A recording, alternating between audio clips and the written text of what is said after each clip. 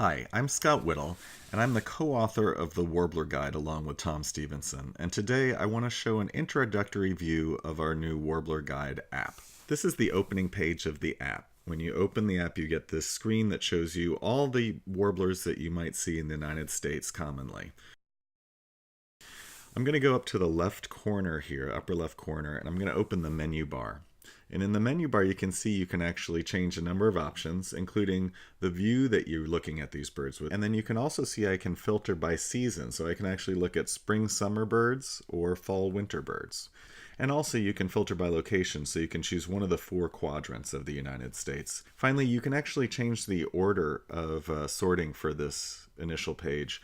You can go by color grouping, which is the default, and that actually groups the birds by color and helps you visually find a bird that you're looking for. So sort of the yellow birds are in one section and the browner birds are in another section. You can also sort alphabetically if you're looking for a specific bird, and you can finally sort taxonomically if you want to use that traditional taxonomic sorting order. So let's close that menu bar and look back at the species page. And again, you can see we've actually got all the birds of the Northwest for fall, winter right now. And I'm going to tap one of these birds so I can see the species account. So let me tap Megalorays warbler. And you can actually see that the bird is shown, and you can again swipe through views of that bird. And note how the comparison species also change as I do that. You do have your comparison species on the bottom, which actually shows you all the birds that we think you might confuse with that bird in that area.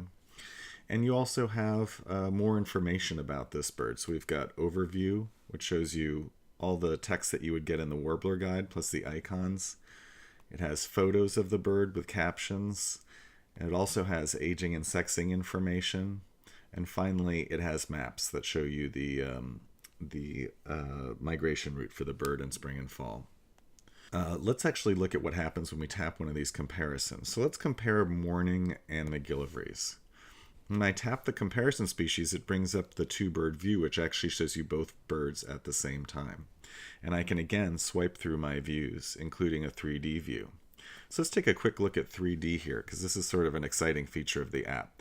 If I'm looking at this comparison, or if I'm looking at a single bird in the species account, I can actually just tap this 3D button in the upper right corner, and it activates the 3D models.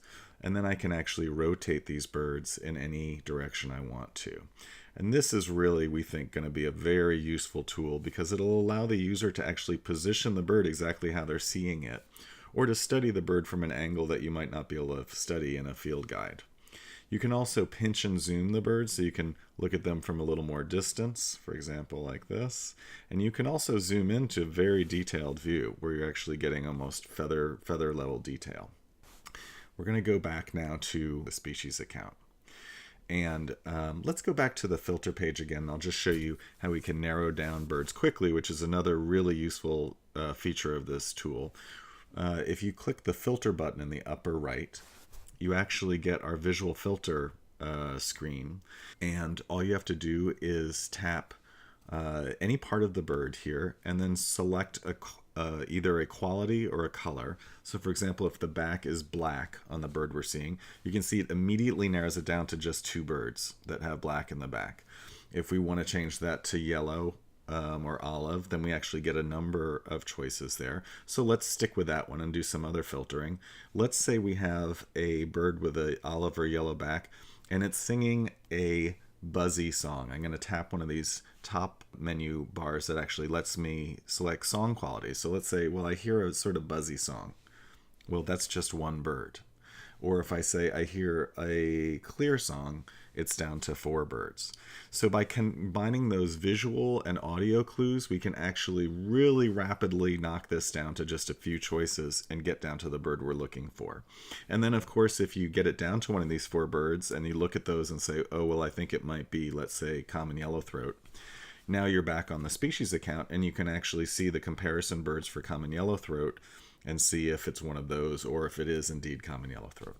Another thing you can study here really effectively, and let me reset this filter and just close that, are songs. And you see the top right button is actually a song button. And when you do that, it actually opens the entire song catalog for all the birds that are being shown. But if we do songs combined with filters, we can actually now go to buzzy songs. This is all the buzzy songs for the area and the time of year. We could go to clear songs, and then we could go to a pitch trend like rising. These are all the clear rising songs that you'd hear, and you can see it's just one bird. So again, extremely rapid and effective way to filter things intuitively and also by different criteria, both audio and visual. We think that's going to make the experience of trying to identify a bird in the field very easy and fast. So let me just reset those filters again. I'm going to hit reset, and I'm going to close the music box there. And now let me just show you one more feature of songs. You can go, for example, to Red Start, and we can look at the Songs tab, and you can actually see all the Red Start songs there. And the Red Start has quite a number of variations of songs. Some birds just have 2 or 3. And there's a play button by the right side of each song. I can press play, and it'll actually play the song. And also note there's a half speed button, so I can actually play songs at half speed, which can really help the user listen more closely to what's going on in the song, so they can listen to each part of the song more carefully, because a lot of these songs can go by pretty quickly. Also notice though that if I tap one of these songs to play it, all the similar songs for that song show up. So these are all our comparison songs which might sound like the song that we're playing, and we can play each of those in turn and see, oh, maybe it was one of these, or no, in fact, it was that initial song that I was playing. Again, a very fast and intuitive way to quickly listen to and compare songs, and we feel this is another really valuable tool in terms of learning warblers and learning bird songs and birds in general. Also, if you want to play songs from the main page, you can actually just tap the music button next to each one of these birds and play it. And it actually shows you the sonogram, plays the song, and you can even tap the little caret next to the sonogram and get a little more information about that bird. So a lot of good information there. That concludes my tour of our app. I hope that this has been helpful in giving a quick overview of how the app works. If you have any questions, feel free to contact us, and enjoy.